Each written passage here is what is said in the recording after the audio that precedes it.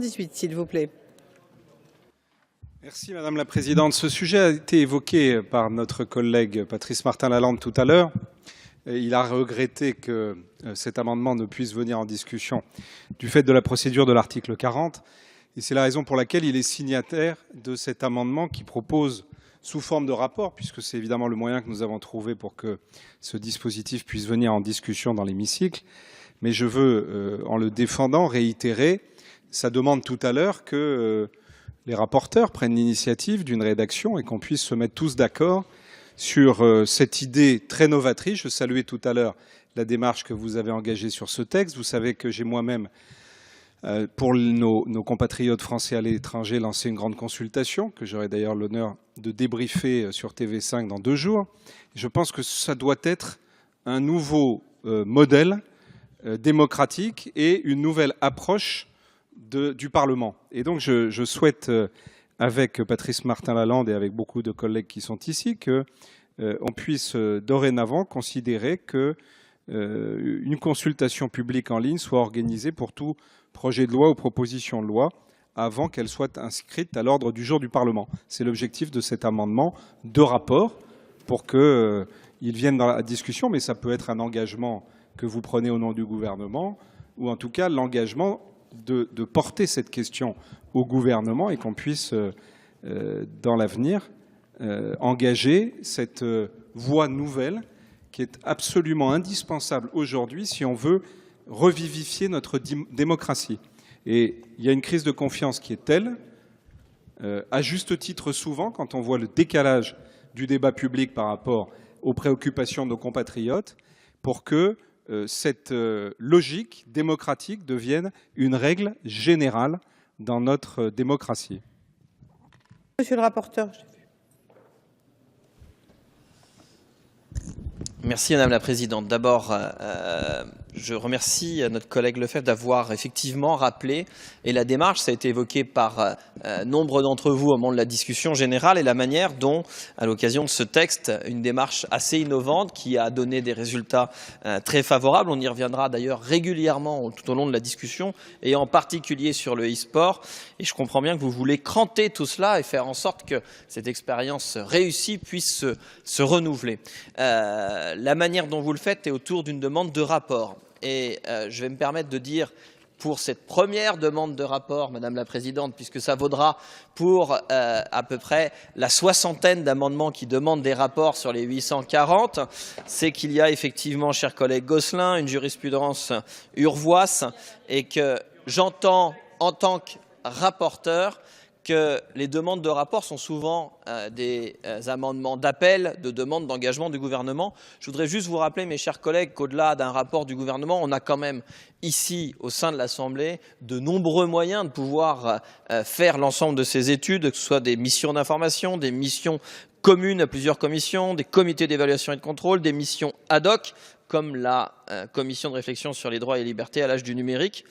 Moi, sur le fond, je vais laisser, puisque c'est un amendement d'appel au gouvernement, je vais laisser la ministre répondre, mais Madame la Présidente, ce sera un avis assez général sur les demandes de rapport. Madame la ministre. D'abord, je me réjouis, parce que je l'ai beaucoup entendu pendant la discussion générale, très sincèrement, du fait que cette démarche ait été approuvée par la quasi-totalité des députés présents. Et je vous en remercie, parce que le réflexe aurait pu être contraire, de dire quoi, mais les prérogatives souveraines du Parlement nous sont retirées. Et en réalité, vous faites preuve, je crois, et de lucidité quant à l'état des relations démocratiques au sein de notre pays et d'innovation aussi en approuvant ce type d'initiative. Alors, faut-il faire un rapport sur la démarche ? J'appelle votre attention sur le fait qu'un premier bilan rédigé et publié a été mis à disposition le 18 décembre dernier, qui permet de tenir compte au plan quantitatif comme qualitatif de l'impact de cette consultation. Bilan préparé avec le prestataire qui avait été choisi à l'issue de l'appel d'offres. et que déjà d'autres membres du gouvernement ont tenté la méthode, et je pense en particulier au projet de loi sur la biodiversité de Ségolène Royal. Patrick Kanner envisage quant à lui de reprendre cet exercice pour son projet de loi sur la lutte contre les discriminations. Donc la réplique est déjà là. Faut-il la généraliser? Je crois que c'est encore prématuré, puisque nous avons conçu cette consultation comme une expérimentation, que cela a été très compliqué, je ne vous cache pas la réalité, et qu'il faut vraiment tirer en interne au sein du gouvernement tous les enseignements. Je vous donne un exemple. Il a été reproché au projet de loi d'avoir mis trop de temps à aboutir, et en même temps au Conseil d'État de ne s'être prononcé que sur le texte tel qu'il était transmis avant les résultats définitifs de la consultation. Et donc il y a des questions de délai, notamment très concrètes, qui se sont posées et qu'il faudrait résoudre avant d'envisager cette généralisation. Mais vous aurez compris que vous pouvez en tout point compter sur moi pour promouvoir très activement ce chantier au sein du gouvernement. Une démarche qui d'ailleurs est déjà approuvée au plus haut niveau de l'État, puisque le Premier ministre comme le Président de la République souhaitent aller plus loin. Le Président l'a d'ailleurs rappelé la semaine dernière à l'occasion de ses vœux au corps constitué. Merci Madame Batteau. Madame la Présidente, je soutiens la philosophie de cet amendement. Parce que c'est vrai, Madame la Ministre, que ce que vous avez fait avec ce projet de loi est d'abord sans précédent, parce qu'il y a eu d'autres textes soumis à consultation, mais pas dès l'origine, et pas avec cette transparence sur les différentes étapes de la rédaction du texte. Et je veux dire à quel point c'est utile. Et la réflexion que nous devons avoir, à mon sens, c'est pas simplement de demander au gouvernement qu'il puisse reproduire cet exemple de façon générale sur l'ensemble des projets de loi. Moi, j'y suis favorable.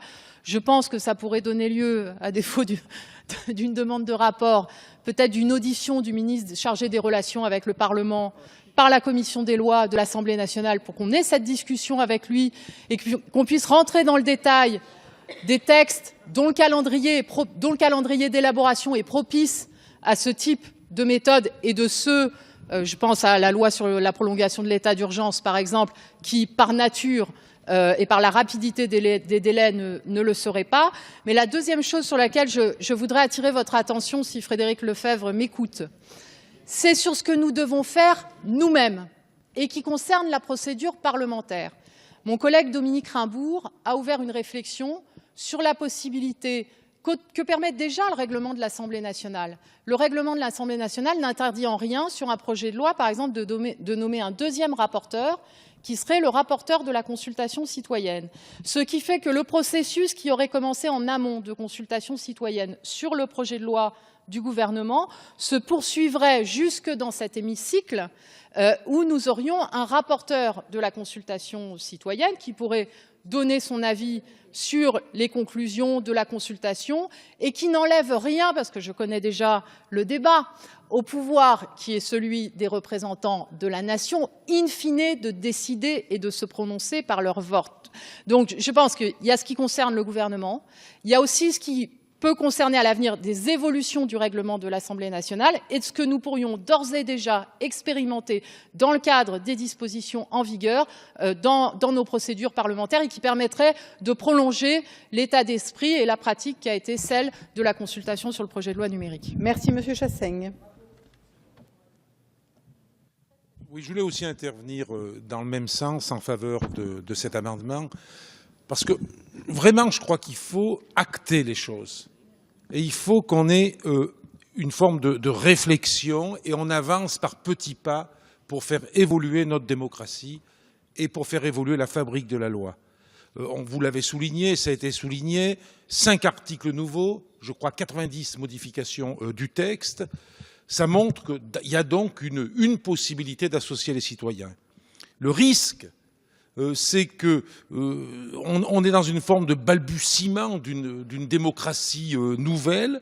Le risque, s'il n'y a pas une réflexion plus approfondie pour acter les choses, pour avancer par rapport à ça, dans d'autres tentatives qui seront faites, on en resterait à une forme de bégaiement. Or, il ne s'agit pas de bégayer la démocratie, il s'agit de l'écrire, de commencer à la pratiquer. Et on voit bien quand sur nos territoires, je l'avais conduit notamment sur ce qui est l'objet de l'article 39, sur l'entretien des lignes téléphoniques, quand on travaille avec les citoyens, qu'on organise des réunions, qu'on fait des échanges par Internet, tout ça c'est compliqué. C'est compliqué, parce qu'on ne sait pas faire. Alors on commence à faire les choses, et je crois que la moindre avancée telle qu'un rapport permet de fixer la réflexion et d'aller plus loin après. Monsieur Martin Lalande. D'abord sur le problème des rapports. Moi, je veux bien qu'on élimine les rapports.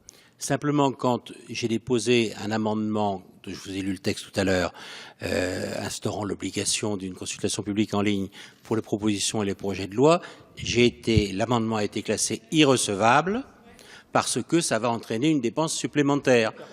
Donc, ça veut dire que quand on fait les choses normalement, si je puis dire, sans passer par le biais d'un rapport, on est irrecevable. Donc le rapport est la façon de survivre à l'irrecevabilité financière, et donc il ne faudrait pas non plus condamner les rapports, autrement on n'aurait plus aucune possibilité d'introduire des éléments nouveaux dans une procédure, un débat comme celui qu'on a pour l'instant.